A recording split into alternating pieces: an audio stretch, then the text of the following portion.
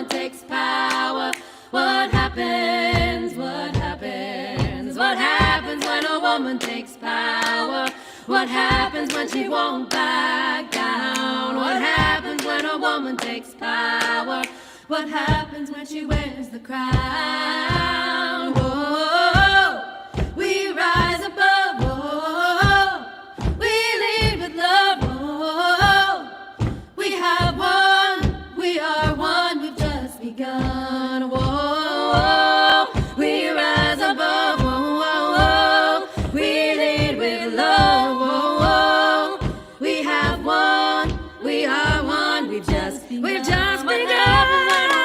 happens when a woman takes power? What happens when she won't? What happens when a woman? What happens when a woman takes power? What happens? What happens? What happens when a woman takes power? What happens when she won't back down? What happens when a woman takes power? What happens? What happens?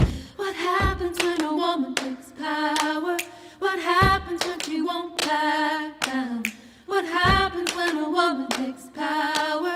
What happens? What happens? What happens? What happens?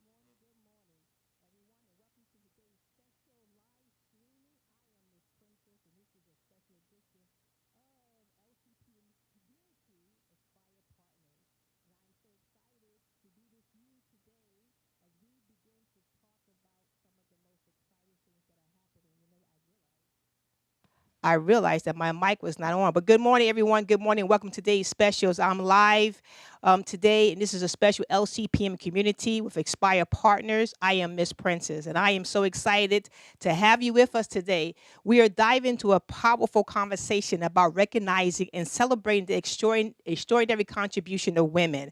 Considering the fact that this is March Women's Awareness Month, and celebrating women is amazing, and this is a proper time for this particular discussion. I am honored, please hear me, I'm honored to be speaking to one of the co-founders of the most influential women's award banquet, Mr. Holland, Mr. Gary Holland. Let me bring him on screen for everyone to see him.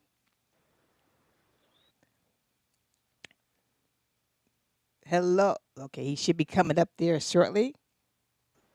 For some reason, it keeps not letting him come on. There we go. There you go. All right, there he is. There he is. Good morning. Good morning. Thank you so much, Mr. Holland, for joining us.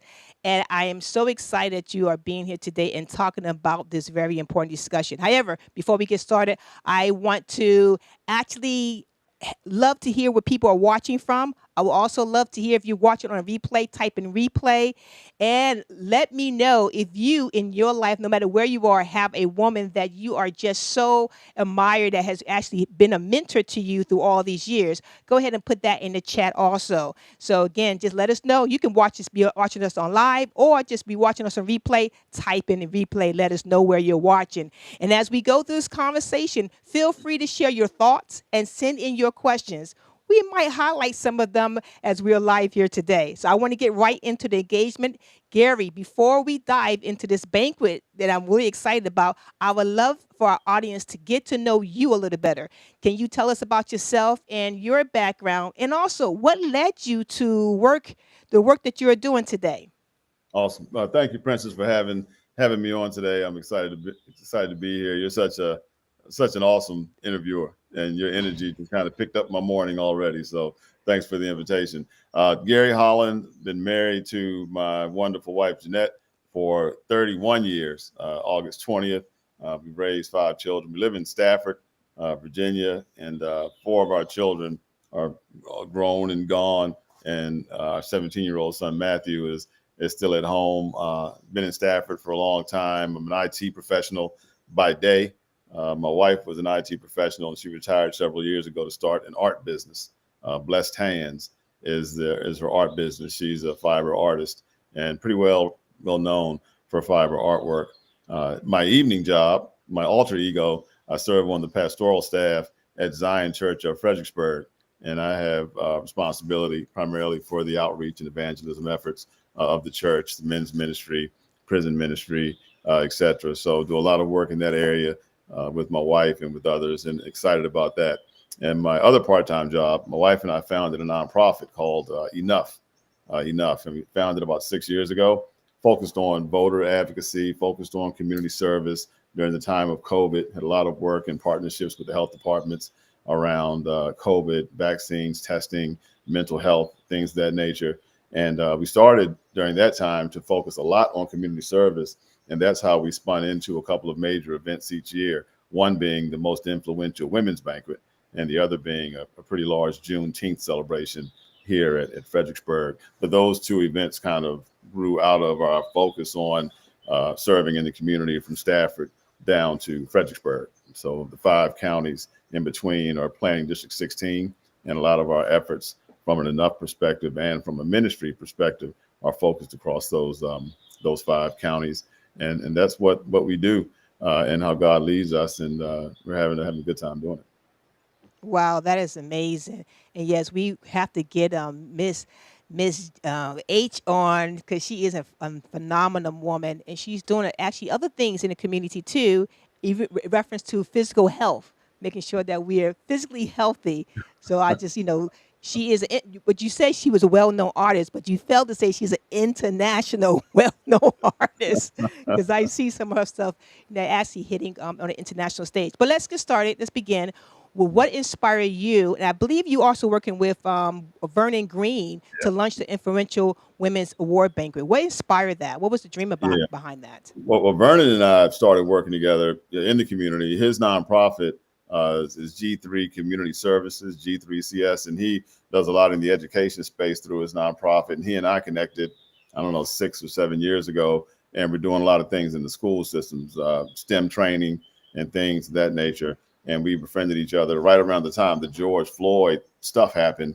He and I began to work together a lot, and we began to coordinate community forums with leadership, law enforcement, et cetera, elected officials, and the community, so people could voice their frustrations, voice their opinions to local leadership and have dialogue, because there were rallies and marches. And Vernon and I worked together a lot for that, and it was very effective. And we were asked to go to Fredericksburg to do the same thing, and we did it at JM High School and some other places.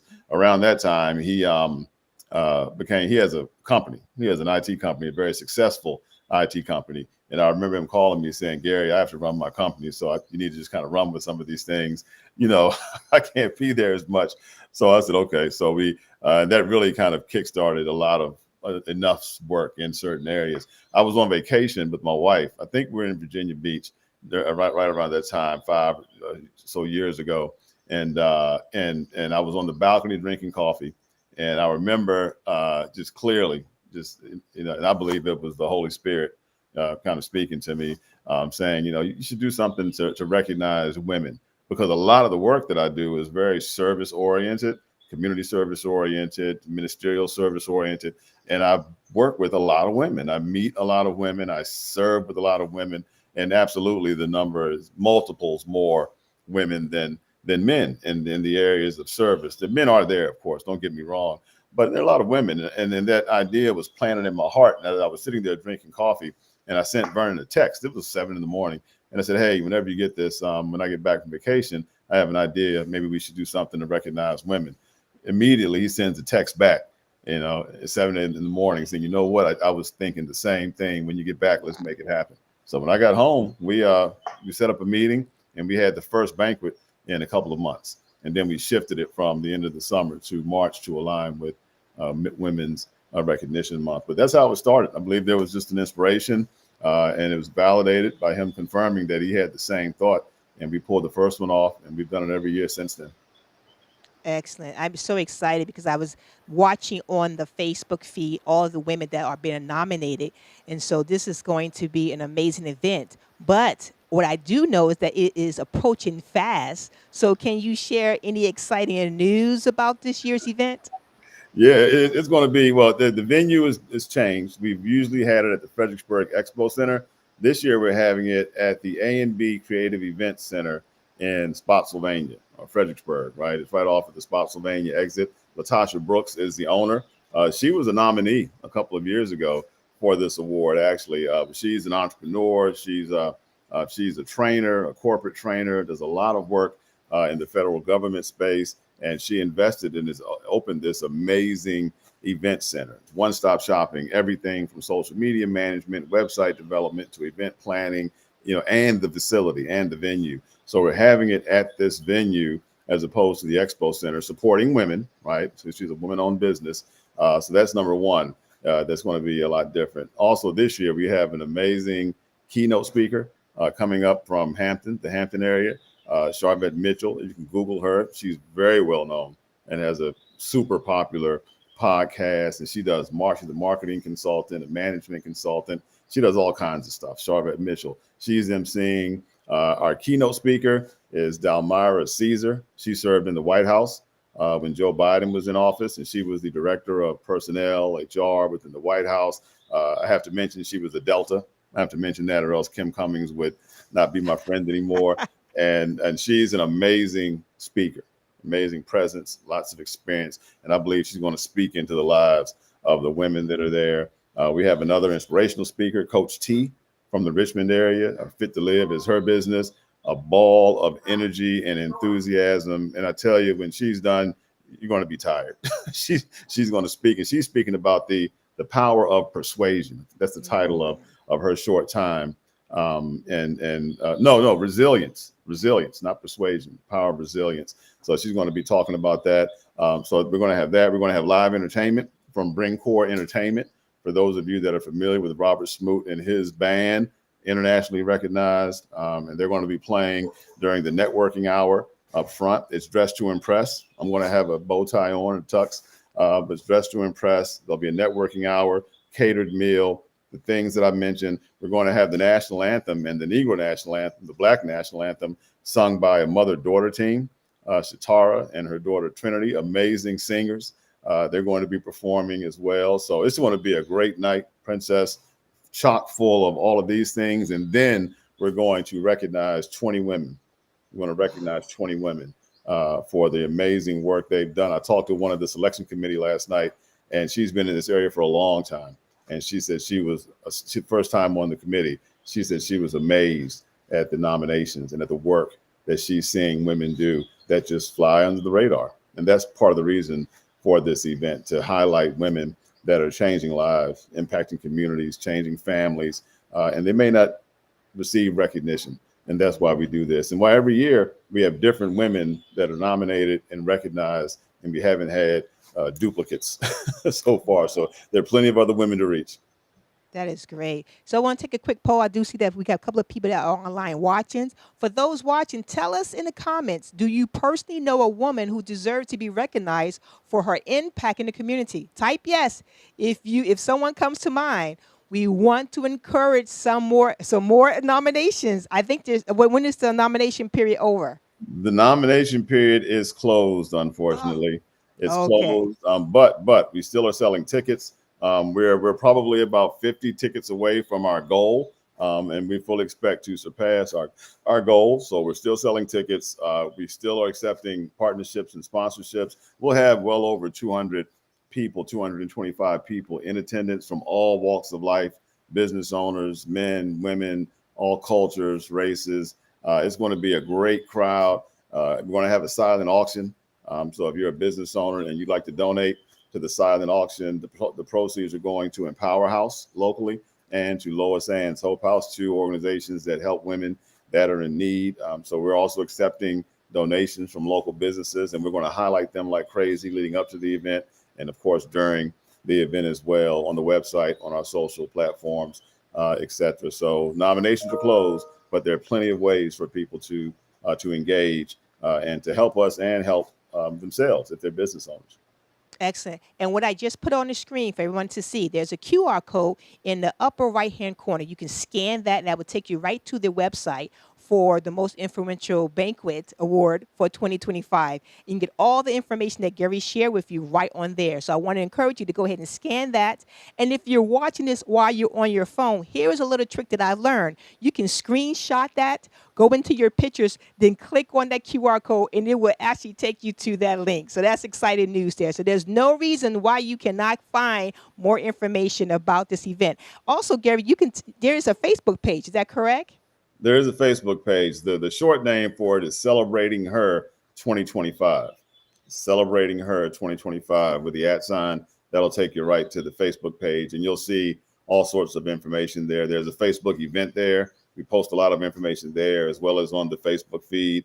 And we have a newsletter. If you go to the website, you'll see a pop-up, put your email address in there. And every Monday, we send a newsletter out and we highlight our sponsors and things they have coming up. We highlight any information that's going on about the banquet. We highlight information about those that are donating to the silent auction. So again, we're trying our best to highlight our sponsors and our partners and the silent auction folks. And the newsletter is a key way of doing that via email. And I've been amazed at the success of the newsletters because they go out via email. I'm a big text person, but I guess email hasn't gone away as an effective means of communication. It has not. That is exciting. So, if I'm not mistaken, I have kind of peeked onto the Facebook page and I saw some of the amazing gifts that is part of the silent auctions. I saw even a piece by the one and only Jeanette Holland, which I'm like, that now I would like to have another piece of her art in my home.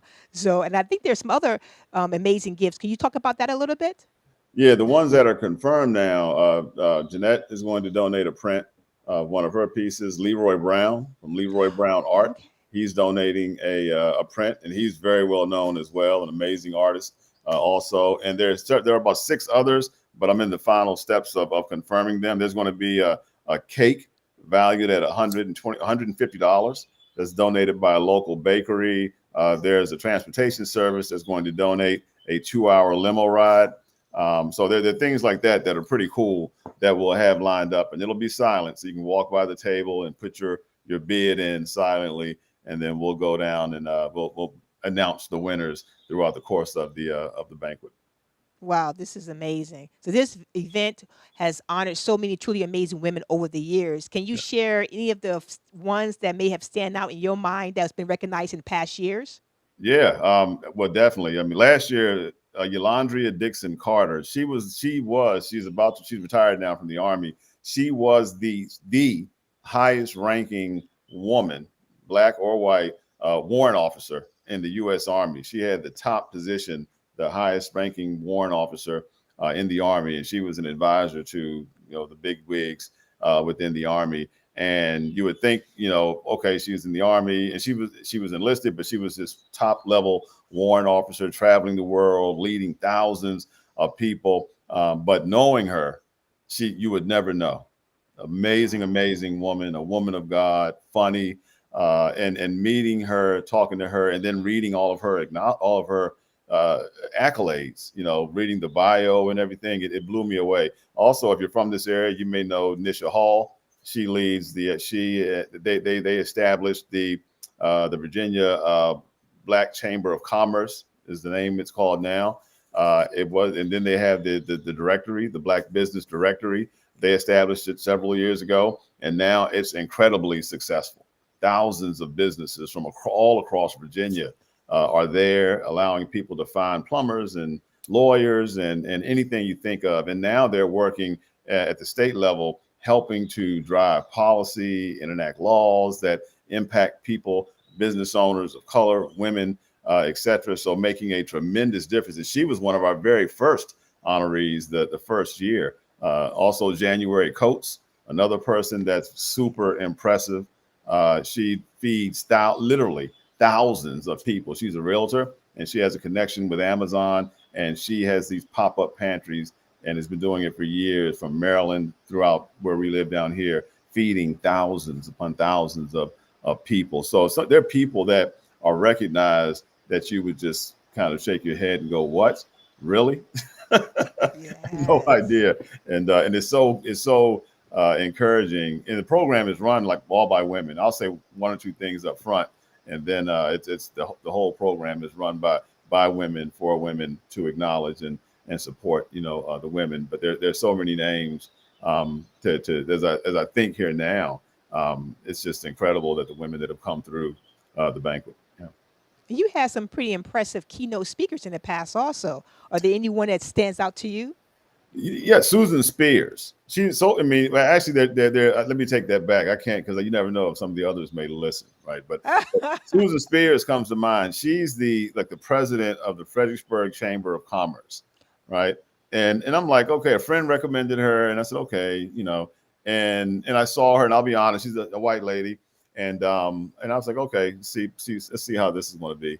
She was amazing, Mm. passionate, impactful, engaging, exciting. I mean, she was amazing. Abigail Spanberger was a keynote speaker, and she's running for governor, the state of Virginia this year. If you're in Virginia, and I know I'm nonpartisan, but I know who I'm voting for. And if it just so happens to be someone that was a keynote speaker at our event, oh well. She was a great, and this is way before she declared to run for governor. So she wasn't there pandering for votes. She's very supportive of events throughout the community. And that was just one of them. Also a former Miss America. She was a Miss America or Miss USA. I always forget. She's from Fredericksburg. And I'm drawing a blank on her name. She was a keynote speaker a couple of years ago. And she was, you talk about amazing. I mean, you talk about amazing. She was really, really good. But you would expect that from someone that won the Miss America pageant because she can sing. She's very smart, articulate, of course, and she was very good also. So we've had some amazing keynote speakers, and I think Miss Caesar is going to be right there with them. And I'm looking forward to her sharing as well. Wow, that's amazing. So, why do you believe events like this, the most influential women's award banquets, are important for our communities? I think it's important because because again, there are people of all walks of life, women, youth, they're men, they're people that are making a big difference, across the community, across the nation. And not that people that really make a difference and do it from their heart, they don't need affirmation from people. They don't need banquets like this, but it doesn't hurt. And it is encouraging. And the women typically don't know that they're being nominated. The way we open up nominations, we use social media and word of mouth. So when women are nominated, we send them an email saying, hey, congratulations, you were nominated by so-and-so for the banquet. 80% of them respond and they're like, whoa, really? So women don't self-nominate in most cases, and people are nominating them because they appreciate them. So I think it's important that we take time out to let people know we appreciate them. Even if they don't receive the final honoree or honorable mention, we promote them. We talk about them. We're running some stuff starting today. We're going to honor everybody that's there that night. And just to know that people see what you're doing and they appreciate you and they support you can make all the difference for someone that's struggling and maybe about to throw in the towel because it's tough, right? But I think it's always good to lift up our brothers and our sisters' arms and to help them stay in the fight. These events do just that, in my opinion. You know what, Gary, as I was looking at the nominees for this year, I noticed they come from various backgrounds, Yeah. and various race. Yeah. So that's one thing that really stood out to me in that perspective. And I want you to speak on how important for us to kind of get out of sometimes our own culture and begin to appreciate one another in spite of they don't look like us. Yeah, that was from the very beginning. We were intentional about casting a broad net and about the event not just being it's easy, and I don't want to minimize anything, right? But it's easy for us to just focus on our community, whatever our community is. If we're white or Asian or Hispanic or or Black, right? It's easy to focus on our community and highlight women in our community. We have those relationships, and we know it's tougher to cast a broad net. It's tougher to try to pull in as much as we can outside of where we're comfortable. And we've been intentional about that from the beginning. So much so, every year we put together a volunteer selection committee. And that selection committee, it has to be diverse. It has to be multicultural, multiracial, men, women, different ages, different professions, some retirees, some corporate executives, some volunteers, some educators, right? So we make sure that the selection committee is diverse, and that typically and that helps make sure that whatever the nominees are, that they're looked at through a lens of diversity. They're looked at through a lens of, and I'll say it, of inclusion, because the selection committee is built that way. So there's always a fair outcome, and we have nothing to do with the outcome. Every year, the committee is 100%. They have a 100% autonomy. They do have a method. There's a rubric and there's a method in the process that they go through to come up with the final list of honorees and honorable mentions. But that committee looks at it all through a lens of diversity and inclusion. And we're just intentional about that, because there's more than just, one particular culture throughout this region. And we want to make sure that we try our best to reach out across all corners. And we still can do better. And we're getting better and better each year at casting a broad net, and we're going to continue to do so. Wow, this is exciting information. So I know that we had talked earlier, you talked earlier about how people can get involved, organizations in particular, in terms of sponsorship and partnerships. But can you talk a little bit more about that again? I want to make sure we capture that a couple of times, because this is a good opportunity for the community to once again invest in women by being a part of this event through sponsorship and partnership. Can you talk about that, please? Sure. Yeah. One thing, I guess I'll go from the kind of lowest cost points, up. We're going to have a digital program. Instead of printing off, really beautiful programs and putting on tables for people to throw away, there's a cost for that, right? We're going to have really nice, high quality digital programs at every table. You'll scan the QR code and download it. And we believe that's going to make sure that everybody that attends, all 230 people, are going to have it. And it's easy to share, forward, post, etc. So that program is going to be available, it's exponentially. It's going to go out to a lot of different people, right? In that, you can get program ads. You can have quarter page, half page, full page program ads for your church, for your business. If there's a nominee that you can get an ad for her telling her congratulations. You can sign up for it online, pay for it online, and we'll make sure that you see a proof. We'll ask you what you want in there, your digital image and your words, and we'll put it in there and send you a proof. So we do have digital program ads. We also have community partnerships. Those start at 500. A couple have come in a little less because we just want to partner with people in the community, and we'll place their logo on the website. We mention them in our social feed, and we schedule posts acknowledging our community partners. They're also in the digital program as well. So when we post them in social, we tag them, and we've seen our partners receive lots of attention by being affiliated with this event. So that's typically a $500 entry point. And then you also get a ticket with that as well, a no-cost ticket with that as well. And then we have different levels of sponsorship, and the different levels of sponsorship afford you different opportunities. It's on the website. Typically, you'll have a free table. You'll be able to present an award. You'll be listed differently on the website and on the social feeds, etc. And you'll have, as the top level sponsor, you'll be able to take pictures with all of the honorees and all of the honorable mentions as well, with us, with our photographer. Of course, you can do it with your cell phone, but it's better to do it with us. We're also going to have a photo booth there as well from Nita's photography. That's going to be a lot of fun. Not the one that spins around, but just a regular photo booth where it goes right to your phone. So, but yeah, different ways to get engaged. And of course, the silent auction, I talked about that also as a way to get engaged. And economic empowerment is one of the tenets of Enough, our nonprofit. So everything we do it trying to help drive profitability and visibility for local businesses. And this is no different. Wow, this is exciting. This is wonderful to hear all these things. And one day we have to have you back to talk more about #Enough, because I'm really excited about that program, and definitely want to look at how we can promote that. Well, we're getting really close. Juneteenth is coming up too, so that's a bit. We're already starting on that, so I'd love to talk to you about that. Yes, would love to hear that conversation. I was actually there last year at Juneteenth. Mm-hmm. It was hot, but it was just so heartwarming.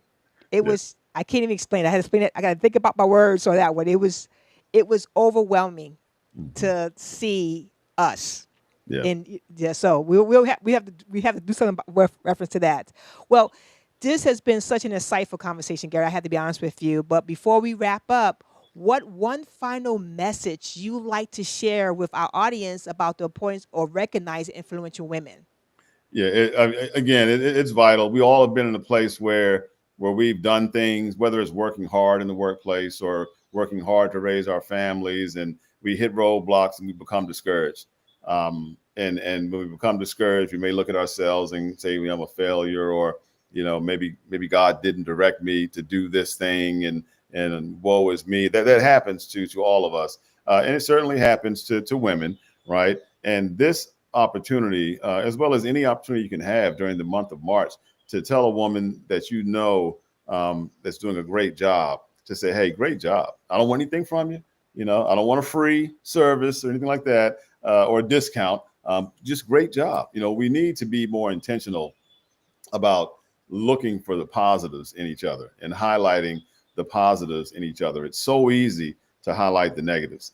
It's so easy to commiserate with people when they're down, but we have to be intentional, I believe, about highlighting the positives and encouraging people to stay in the fight and to keep pressing on and keep being the blessing that they are. And this banquet is designed to do that for the women that the community nominates. We don't. And we want to continue to do that to lift them up. And I think it's been effective. This is our fourth year doing it, and it's become better and better each year. And looking forward to this year, continuing that trend. So take time out this month to highlight a woman that let her know you appreciate her. And if you can't do anything else with the banquet, get a ticket. They're just $50.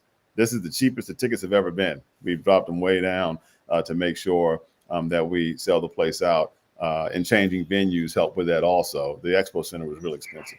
So yeah, come on out, get a ticket. And if you don't have the funds for a ticket, contact me, send an email to the address on the website, and we'll make sure you're there. We won't let money keep you from attending if we can. But come on out, be in the room, and let's celebrate these women on March 21st, right around the corner. Okay, I was just about to ask you, this could be on March 21st, because I don't think we mentioned the dates, so that's perfect timing. All right, family. If today's conversation inspire you any way whatsoever, we encourage you to take action. Take action today. Visit the website at www.mostinfluentialwomen.org. And you can get all the information about sponsorship, what's going to happen, who's been nominated. And if you're watching this on replay, you know what you need to do. Go ahead and tag someone in the comments who need to hear this. Gary, I want to thank you for your time and for the incredible work you and Vernon Green are doing in the community, along with #Enough, and also all of the sponsors that you have and your partners. And we definitely have to have you come back to talk about all the other amazing stuff. As you may know, some of you who are watching, that this is Mr. Mayor. This is Mr. Mayor, and we still call him that. I don't care what. He is still Mr. Mayor. And to everyone watching, let's continue to uplift, celebrate, and support the incredible women making a difference in our community. Until next time, take care. Live a purpose-driven life and do it on purpose. Like I always say, in Jesus' name, you might as well. Going to play a little music here, and then, hey, don't forget, put your comments in there. And I thank you. I see somebody from New Jersey online. God bless you. Awesome. What happens when a woman takes power? What happens when she won't